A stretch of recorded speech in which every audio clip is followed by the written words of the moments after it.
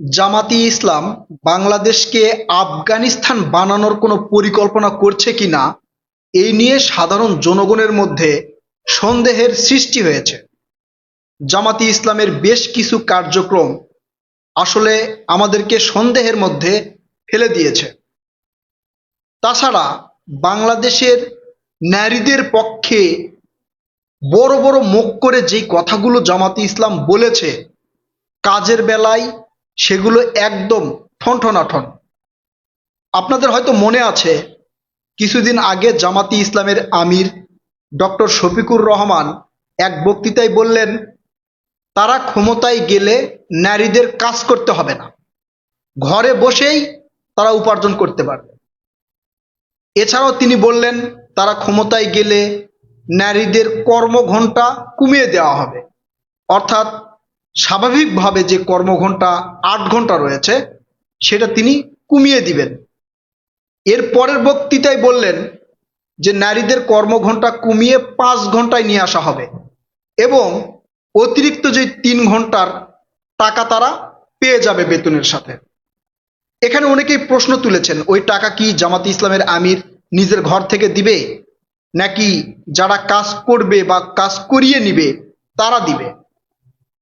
একটা ব্যবসা প্রতিষ্ঠানের যে কর্মঘণ্টা রয়েছে তার উপর ডিপেন্ড করে ওই ব্যবসা প্রতিষ্ঠান চলে। ৮ ঘন্টা কাজ করলে যে পরিমাণ কাজের অর্থ আসে তার উপর থেকে ব্যবসা প্রতিষ্ঠানের কিছু লাভ থাকে এবং যে সকল শ্রমিক কর্মচারী রয়েছে তাদের বেতন দেয়। এখানে যদি ৩ ঘন্টা একবারে কমিয়ে দেওয়া হয়, ওই ৩ ঘন্টার কাজ কিভাবে ওই ব্যবসা প্রতিষ্ঠান তুলে আনবে? ব্যবসা প্রতিষ্ঠান তো ১০ দিনের মধ্যে বন্ধ হয়ে যাবে। যাই হোক, এই ধরনের বড় বড় কথা কিন্তু জামাতি ইসলাম বলেছে। এছাড়াও জামাতি ইসলামের বিভিন্ন প্রোগ্রামে দেখবেন তারা নারীদেরকে সর্বোচ্চ অধিকার দিবে, যে অধিকার অন্য কোনো রাজনৈতিক দল দিতে পারে নাই, ভবিষ্যতেও পারবে না। সেই অধিকার নারীদেরকে জামাতি ইসলাম দিবে। নারীদেরকে সর্বোচ্চ মর্যাদা দিয়েছে ইসলাম, ঠিক তার উপর ভিত্তি করে জামাতি ইসলামও নারীদেরকে সর্বোচ্চ মর্যাদা দিবে। বিভিন্ন জায়গায় আপনারা এই ধরনের বক্তব্য শুনেছেন। আবার জামাতি ইসলামের মিটিং মিছিলে নারীদের কিন্তু অংশগ্রহণ পর্যন্ত আমরা দেখেছি। জামাতি ইসলামের নেতারা যেই স্লোগান দিচ্ছে, নারীরা সেটা সমর্থন করছে, করে তারাও স্লোগান দিচ্ছে। এখন আমার টাইটেল এবং থাম্বনেইল দেখে আপনারা হয়তো বুঝতে পেরেছেন যে নারীদের সাথে জামাতি ইসলামের এটা কেমন ব্যবহার, এই কথা আমি কেন লিখলাম। আপনারা লক্ষ্য করলে দেখবেন জামাতি ইসলাম এই ত্রয়োদশ জাতীয় সংসদ নির্বাচনে যতগুলো প্রার্থী দিয়েছে এর মধ্যে একজনও নারী নেই। শুধু জামাতি ইসলাম নয়, জামাতি ইসলামের সাথে যে সকল ইসলামিক দলগুলো জোট করেছে তাদেরও কোনো জায়গায় নারী প্রার্থী নাই। কেন নারী প্রার্থী নাই কেন? তার মানে কি জামাতি ইসলাম নারীদেরকে অবহেলা করছে না, রাজনীতি থেকে নারীদেরকে দূরে সরে রাখতে চাচ্ছে না? অর্থাৎ জামাতি ইসলাম চায় না কোনো নারী নেতৃত্ব সামনে আসুক। একটা গণতান্ত্রিক দেশে এই ব্যবস্থা যদি কেউ কায়েম করতে চায়, সেটা নারীদেরকে অপমান বা ছোট করা হচ্ছে কিনা? আসলে জামাতি ইসলাম হয়তো বা একটা পরিকল্পনা নিয়ে আছে, তারা যদি ক্ষমতায় আসে তারপরে দেশটাকে খেলাফতের দিকে নিয়ে যাবে, অর্থাৎ খেলাফত প্রতিষ্ঠা করবে তারা। সেখানে নারী নেতৃত্ব থাকবে না, নারীরা ঘরের মধ্যে বসে থাকবে, নারীরা সবসময় পর্দা করে চলবে, মানে এমনটাই তারা করার চেষ্টা করবে বলে আমি মনে করি। এটা ইসলামিক পথ বা ইসলামিক দৃষ্টিতে এটা ভালো। তবে গণতান্ত্রিক দেশে, বাংলাদেশ তো একটা গণতান্ত্রিক দেশ, এই গণতান্ত্রিক দেশে এই নিয়ম বা এই বিধান যদি করা হয় তাহলে নারীরা তাদের যে অধিকার সেখান থেকে ছুটে যাচ্ছে কিনা?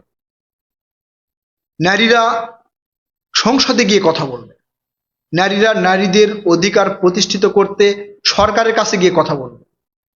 এই কথা বলার জন্য নারীদের একটা প্রতিনিধি প্রয়োজন, যেই প্রতিনিধি সকল নারীদের পক্ষ থেকে বা ওই এলাকার নারীদের পক্ষ থেকে সরকারের কাছে কথা বলবে, সংসদে দাঁড়িয়ে কথা বলবে।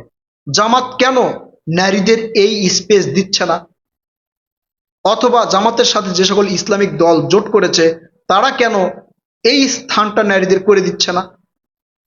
তারা তো মুখে মুখে বলতেছে, আসলে খাতা কলমে নারীদেরকে এরা অবহেলা করছে কিনা। এখন আপনারা চিন্তা করেন, যদি জামাতে ইসলাম ক্ষমতায় যায় তাহলে আমাদের মা বোনদের অবস্থা কি হবে? নারীদের কথা কে বলবে? হয়তো এমনও করতে পারে যে নারীরা কোনো মিটিং মিছিল সমাবেশেও যেতে পারবে না, আমার যেটা মনে হচ্ছে।